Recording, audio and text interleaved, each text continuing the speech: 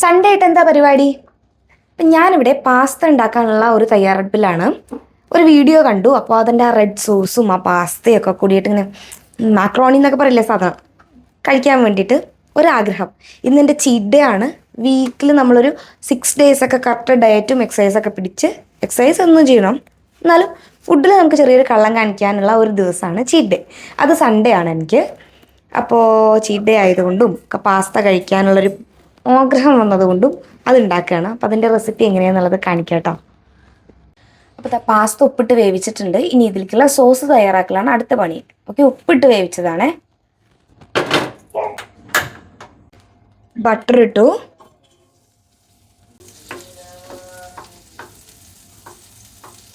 വെളുത്തുള്ളി, ഇഞ്ചി, ഉള്ളി നന്നായിട്ട് സോട്ട് ചെയ്യാം കേട്ടോ. സോട്ടതായി വരാൻ കുറച്ച് ഉപ്പിടാം.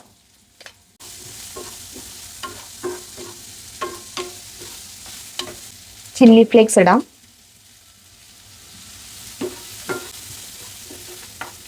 തക്കാളി,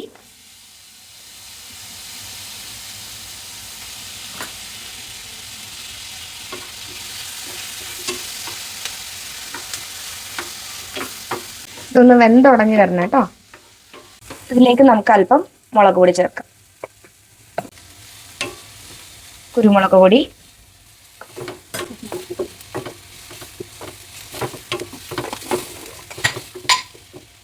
ഇനി ഇത് മിക്സിയിലിട്ട് നല്ല പേസ്റ്റ് പോലെ അരയ്ക്കുക. അതാണ് കേട്ടോ അതിൻ്റെ സോസ്. രണ്ടാമതൊരു ചട്ടി വെച്ചിട്ടുണ്ട്. ബട്ടർ ഇട്ടു, മെൽറ്റ് ആവട്ടെ. നമ്മൾ നേരത്തെ അരച്ച് വെച്ച കൂട്ട് ഈ ബട്ടറിലേക്ക് ഇടാൻ പോവാണ് കേട്ടോ.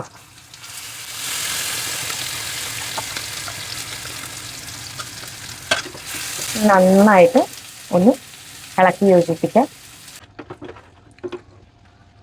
ഇതിലേക്ക് നമുക്ക് ടൊമാറ്റോ സോസ് ഒഴിക്കാം കേട്ടോ.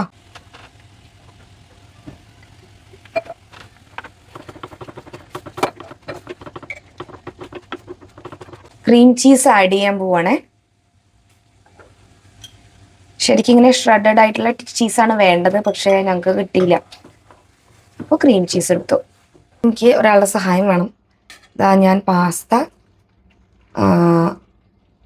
അങ്ങോട്ട് സോസിലേക്ക് കൊട്ടാൻ പോവാണ് കേട്ടോ.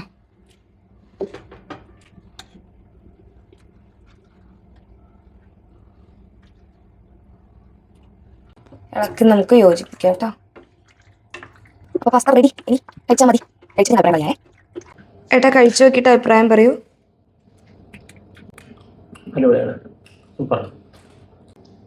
എരിവ് കുറച്ചാവണം ഏട്ടാ, നല്ല ടേസ്റ്റ് ഉണ്ടാവുള്ളൂ. ആൾക്ക് ഇഷ്ടമായിട്ടുണ്ട്, എനിക്കും ഇഷ്ടമായിട്ടോ. നല്ല ടേസ്റ്റ് ഉണ്ട്. അപ്പം എല്ലാവരും ട്രൈ ചെയ്ത് നോക്കൂ പാസ്ത ഇതുപോലെ. Okay, bye, good night.